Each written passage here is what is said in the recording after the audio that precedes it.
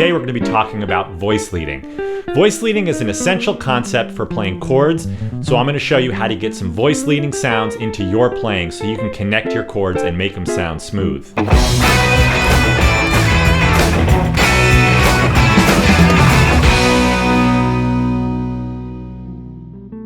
So what is voice leading? Voice leading is the way each chord tone or voice in the chord moves when moving to the next chord. And our goal is to keep those voices as connected and smooth as possible so they move to a close nearby note when you go to the next chord. In some cases this might be a half step, in other cases it'll be a common tone or the same note that exists in both chords. Our goal as rhythm or comping guitar players is to create the smoothest possible transition between chords instead of jumping all over the neck.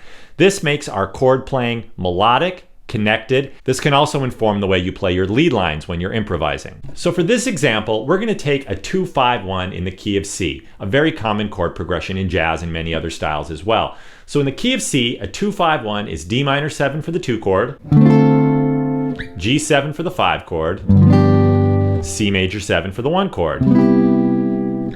And this particular set of voicings is fine, but it's not the smoothest and most melodic connected way we can do that. So to begin the process of voice leading, we're going to distill these chords down to the two most important notes of the chord. So when we play seventh chords, a basic seventh chord is made up of 4 chord tones: the root, or 1, the 3, the 5, and the 7.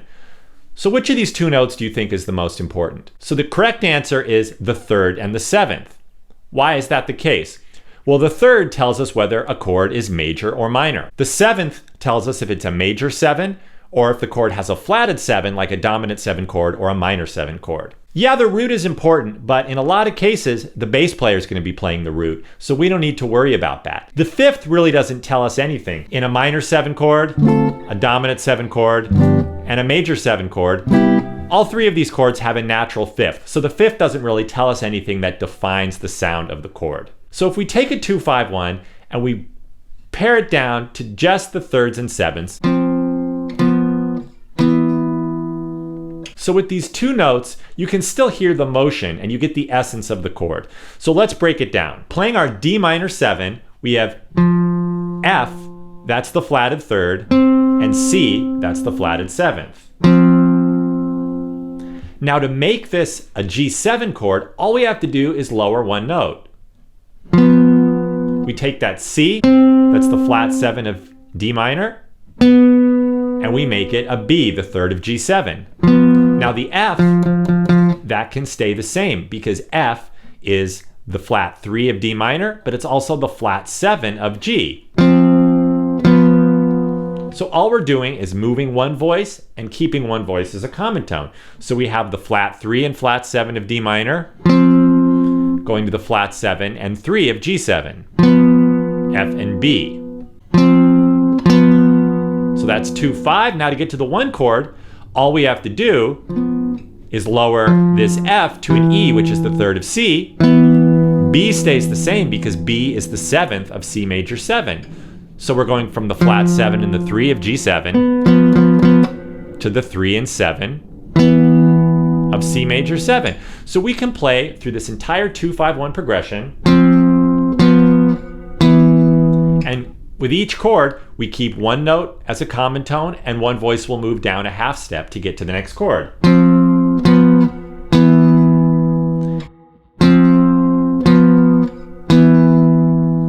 So in each of these cases we have one common tone and one note that moves down by a half step. Now let's add the roots to these chords. If we add the D to the D minor 7, we get this. Add the G to the G7, and add the C to the C major 7. So now with the roots added, you can really hear the sound of the 2-5-1. Now let's add a melody note on top. This is going to be a nice note that's going to serve as the melody for our chord progression. Chords can be melodic, and it'll also give the chords some extra color. So for our D minor chord, we're going to play D minor 9. We're just adding an E natural on top of this chord. Now Now the ninth is not a chord tone, it's what we refer to as an extension. It's a nice note that's part of the key, it's diatonic to the key and part of the key that the chord is in, but it just adds some nice color to the chord. Then for our G7, we're going to add a sharp 5. That's D sharp. And the sharp 5 is what we call an altered tone. The flat 5, the sharp 5, the flat 9, and the sharp 9 are all altered tones. They exist outside of the key, but we can use them over the 5 chord to bring about a little bit of tension. So when we go back to the 1 chord, we really feel that resolution. We can have some tension and dissonance with the 5 chord and then resolution on the 1 chord. So it sounds like we've come back home. So we're going from D minor 9 down chromatically, down a half step, to G7 with the sharp 5. And then for our C major 7, we're going to add the 9th on top, a D natural, which gives us C major 9. So our top voice, or our melody voice, is just moving down chromatically, which keeps these voicings close, connected, and smooth. You can really hear that melody. So we have our bass notes bouncing around, our middle voices or inner voices moving close together with common tones as well as half steps, and then we have this chromatic melody, and we put them all together, we get smooth, connected voicings. And you can use motion like this to inform your lead lines or your improvising. You can think about lines like this. Over this progression.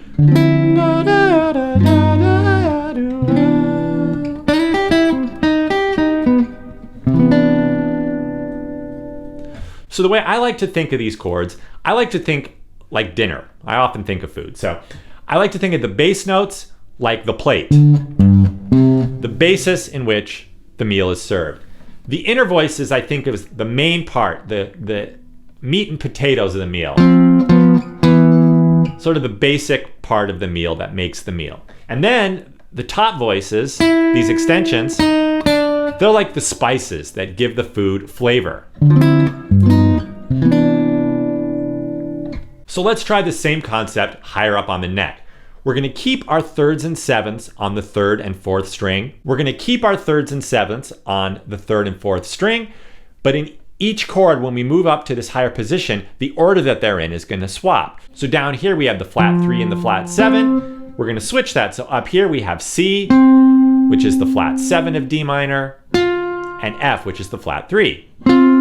So there are our voice leading tones, our 3rd and 7th for D minor 7. Now to get to G7, remember, we're just going to take that C, the flat 7, move it down a half step. That gives us B, the 3rd of G7, and that F is a common tone. It now becomes the flat 7 of G. And you'll notice for dominant 7 chords, the shape is the same. The voices just invert. So down here it's a flat 7 and a 3. Up here we take that same shape and it's the 3 and the flat 7.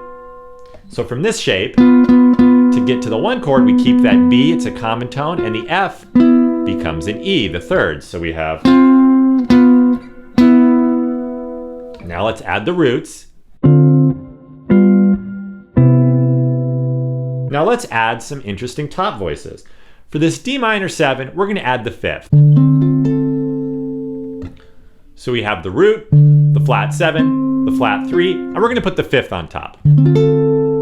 I'm skipping the 5th string, so I'm playing this chord with my fingers to make sure I don't accidentally play that 5th string. Then for G7, I'm going to put the flat 9 on top. That's another one of our altered tones, and it'll give us that chromatic motion in the top voice. Once again, there's a bit of tension. You can hear this chord wants to resolve. It doesn't sound very final. If I played, thank you, good night.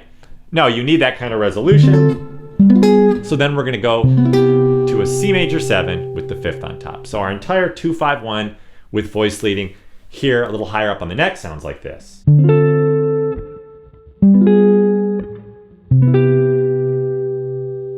And you can hear how smooth that is. Now if we ditch the roots, You could use that kind of playing when you're comping with a group and the bass player is playing the roots. So to really get these into your playing, try them all over the neck, try them in all 12 keys, and you'll see how they really inform your comping and your improvising. It'll make your chords smooth, connected, and melodic.